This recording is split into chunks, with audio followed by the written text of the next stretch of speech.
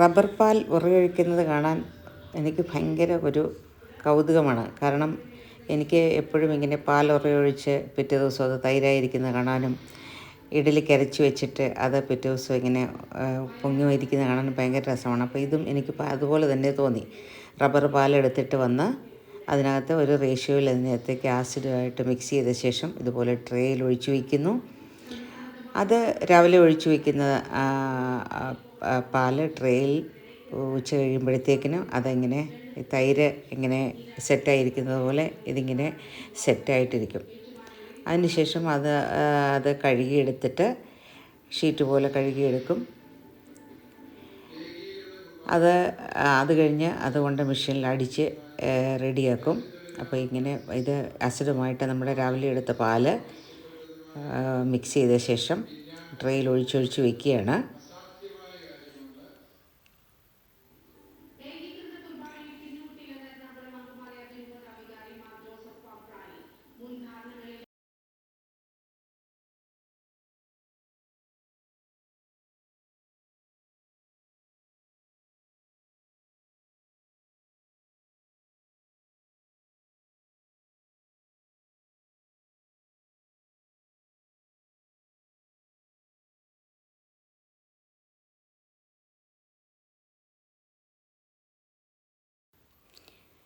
ഇപ്പോൾ 4 മണിയായപ്പോഴത്തേക്കിനും വന്നപ്പോൾ പാലൊക്കെ ഉറച്ചു.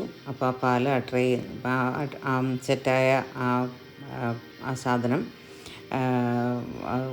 ട്രേയിൽ നിന്നും കഴുകി വേറെ ട്രേയിലേക്ക് വെക്കുന്നു.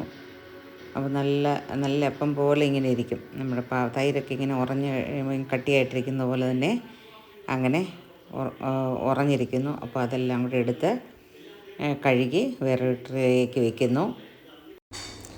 അങ്ങനെ സെറ്റായ റബ്ബർ ഒരു ട്രേയിലടുക്കി അത് മെഷീനിലടിക്കുന്നു. മെഷീനിലടിക്കുമ്പോൾ അത് നല്ല ഷീറ്റായിട്ട് മാറുന്നു. ആ ഷീറ്റ് ഇങ്ങനെ വെയിലത്തിടുന്നു. അതൊന്ന് ഡ്രൈ ആയി കഴിയുമ്പോഴത്തേനും പുകപ്പുരയുണ്ട്. പുകപ്പുരയെന്ന് പറഞ്ഞാൽ അത് പുക കൊള്ളിക്കുന്ന ഒരു റൂമാണ്. അതിനകത്ത് പുക ഇങ്ങനെ പുറത്തേക്ക് പോകാതെ അവിടെ തൂക്കിയിട്ട് നല്ലതായിട്ട് പുക കൊണ്ട് ഒരു നല്ല ബ്രൗൺ കളറായി കഴിയുമ്പോഴത്തേനും റബ്ബർ ഷീറ്റെല്ലാം എടുക്കും. അപ്പോൾ നമ്മുടെ റബ്ബർ ഷീറ്റായി മാറി, റെഡി ടു സെൽ.